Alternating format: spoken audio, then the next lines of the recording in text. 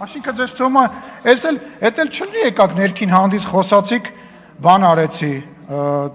տեսանյութը տեղադրեցի, ոչ մի արձագանք չեղավ։ Լավ, մի րոպե հերթով ենք, չէ՞ խոսում։ Ձեր եղբայրը աշխատում է հեծում եւ 2021 թվականի 29-10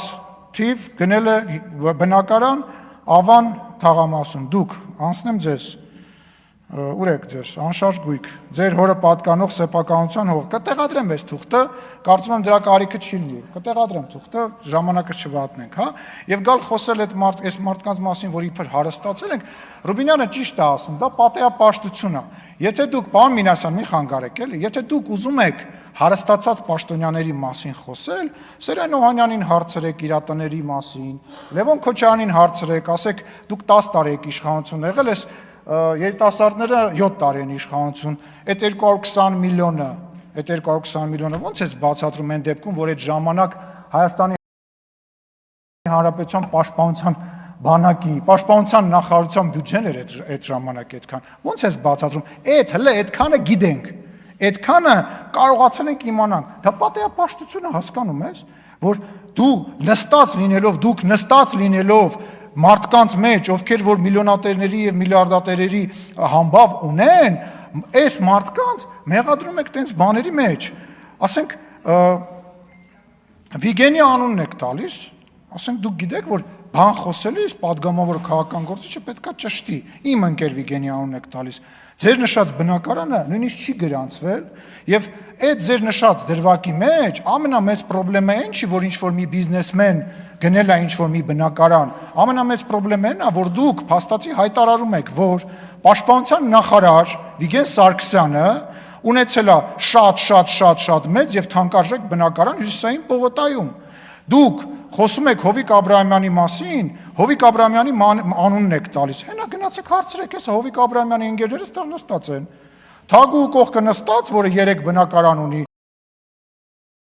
հպարտանալով ասում է 4-ն եմ առնելու, գալիս եք ստեղ ուրիշների բնակարանից եք խոսում, բա խոսա հարցրեք իրանից։ Լավ է անում, գնում է, ինքը բիզնեսմեն է, գնում է, հարց չկա, բայց Հովիկ Աբրահամ ՀՀԿ տասովշիկների մասին, ժողովուրդ ՀՀԿ տասովշիկները ովքեր են, Աննա Մկրտչյան, հարգելի գործընկ, Տիգրան Աբրահամյան, ովքեր են, բացատրեք, պարոն Տարոն Մարգարյան, դուք գիտեք ով է ՀՀԿ տասովշիկը, լսել եք տենց բան, կամ Հովիկ Աբրահամյանի հարստության մասին, մի հատ Աննա Գրիգորյան բան ունի ասելու ձեզ, ինչի՞ չեք շփվում, գալուց իրար պաչիկներով բարևում եք, բա մի հատ պատասխանեք այս մարդուն, կամ դուք Հովիկ Աբրահամյանի տունը ու իմ տունը տեսել եք, եկեք գնանք մեր տուն եւ գնանք Հովիկ Աբրահամյանի որևիցե տներից մեկը։ Այդ ինչ պատեհապաշտություն է ուզում հասկանամ, էլի։ Քոչարյանի բնակարաններից, այդ Քոչարյանը ուզում հասկանամ, ինչով է եկել Ղարաբաղից Հայաստանի Հանրապետություն։ Ախր հասկանում եք, խնդիրը դա է, կարող է ճիշտ բան ասեք, կարող է սխալ բան ասեք, բայց չի լսվում։ Ձեր խնդրեմը կանում է նաև նրանում,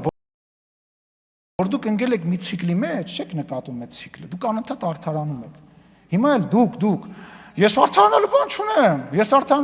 դուք եք ստատուս գրում, որ Սամվել Կարապետյանի հետ այս անգամ չեք միանալու, որտեվ հասկանում եք, որ կարծրատիպա ձևավորվել, դուք տպ թռնում եք 5 օրվա մեջ 4 կուսակցություն եք հասցնում փոխել, բա դրա համար եք գրում այդ բանը, որ ասեք ես տենց բան չկա, տենց խնդիր չկա, դուք նյարդայնանում եք, որտեվ ստիպված եք անընդհատ արդարանալ, ու նյարդայնանում եք ամենաշատը, գիտեք ինչից, ես ասել եմ մի անգամ եւ չեմ նշել, որ ես նաև ձեզի նկատի ունեմ, որ խնդրում եմ չվիրավորվել, ես կոնկրետ վիրավորանքի իմաստով դա չեմ ասում, բայց ժողովրդի մեջ փորձում էր Էրդողանին մոտիկ գնար այդ թուղթը փոխանցել ու նույնիսկ չգիտեին, այսինքն այդ ինչ ձևեր է, այդ ինչ խոսալու բան է, այդ ինչի մասին է խոսքը, բայց վերադառնանք քաղ բանտարկյալ ասացին, Տիկին Էլինարը եկել է մի մարդու ցուցակով ազգային ժողով, որի իշխանավորման ժամանակահատվածում միջազգային կառույցները թմկահարում էին քաղ բանտարկյալների առարկայության մասին Հայաստանի Հանրապետությունում, որի իշխանության ժամանակ Երևանի կենտրոնում մարդիկ են գնդակահարվել, որի իշխանավորման ժամանակ ընտրություններ են կեղծվել, օպերացիա կալցոներ են եւ այլն, բայց ամեն ինչ պետք է չափ ու սահման ունենա, չէ՞։ Այսինքն չի կարելի այնպես բաներից խոսալ, որ ասենք դու դրա մեջ ես։ Դա, չգիտեմ, ամոթ բառը մի քիչ երևի տեղին չի։ Այդ impeachment-ը վերջի իմացանք ինչի համար է։ Այդ մարդուն բերել էին, գիտեին, որ վերքերական գործ կա, հեսա վճիռա լինելու, մենք էլ զարմանում, ասում ենք, սա հանրապետականի մեջ, ստեղ իրանց հոգին տվող մարդիկ կան, հա, փախի այդ մարդուն բերեցին impeachment, այդ ինչ impeachment էր, ակնհայտ է, որ, չգիտեմ, ստեղից էլ չեմ ասում, նույնիսկ պարոն Աղազարյան եւ պարոն Ասլանյանը չէին ստորագրելու մեծ հաշվով, ես դրա մեջ վստահ եմ, էլի, իմանալով այնուամենայնիվ այս մարդկանց անցած ճանապարհը, այնուամենայնիվ ես վստահ էի, որ չէին ստորագրել։ Այդ ինչ օպերացիա են անում, օպերացիան հետեւյալն է, որ վարչապետի թեկնածուին 6 լավ դասենք մարդկանց այն ժողովրդի գժի տեղ մի դրեք էլի ներողություն եմ խնդրում էլի դրա համար էլ չեք ընտրվում դրա համար էլ ձայն չեք հավաքում այդ օպերացիայի impeachment-ները այդ չգիտեմ այդ չգիտեմ ինչ բառ ասեմ ասենք ամոթ է էլի դուք ապացուցել եք երկու խմբակցությունով որ երբ որ դուք պետական լծակ չեք ունենում դուք 0 OGG ունեք որովհետև պետական լծակի պարագայում դուք կարողանում եք ինչ-որ դիմադրեք, այն որ մեկը ասում է, վաղը միսօր ընդդիմություն եք դառնա, դուք մի մտածեք, մենք ընդդիմություն ենք եղել, ընդդիմության մեջ ենք ծնվել, տապալել ենք ձեզ բոլորիդ, ձեր պետական ռեսուրսներով, հեռուստաալիքներով, ԱԱԾ-ներով, մնացած ոստիկանական զորքերով, մարդկանց վրա կրակելով, մարդկանց բանտեր նետելով, տապալել ենք ձեզ, այ բոլորիդ այսենց, ու հաջորդ ընտրություններից հետո ձեր քանակը տենց, ես ասել եմ, դուք վերացող տեսակ եք, ձեր քանակը տենց գնալով փոքրանալու է, վերանալու է այս ամեն ինչը։ Եվ վերջում,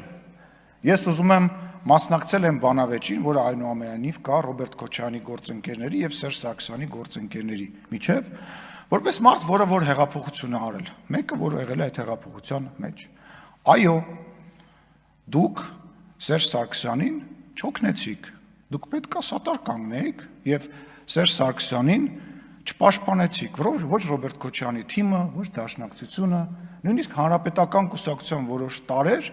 Սերժ Սարգսյանին այդ օրերին ես որպես հակառակորդ եմ դա ասում, չպաշտպանեցիք, որովհետեւ Ռոբերտ Քոչարյանը ուզում էր պատժեր Սերժ Սարգսյանին, ցույց տալով, որ ինքը այդքան չկա, ինչքան որ ինքը եւ պետքա կախվածության մեջ լինի, որոշ հանրապետականներ մտածում էին, որ արանքը կարող են ճղել եւ այդ շարժման շնորհիվ իրենք դառնան նոր վարչապետ, իսկ մնացածը ուղղակի նոր հնարավորություններ էին տեսնում իրենց բանի համար։ Ես ուզում եմ վերջ դրեք այդ բանավեճին։ Այո, Ռոբերտ Քոչարյանը, հայ հեղափոխական դաշնակցությունը եւ Հանրապետական կուսակցության որոշ տարեր, որոնց անունը Սերժ Սարգսյանը լավ գիտի, ամեն ինչ արեցին եւ աջակցեցին հեղափոխությանը։ Դա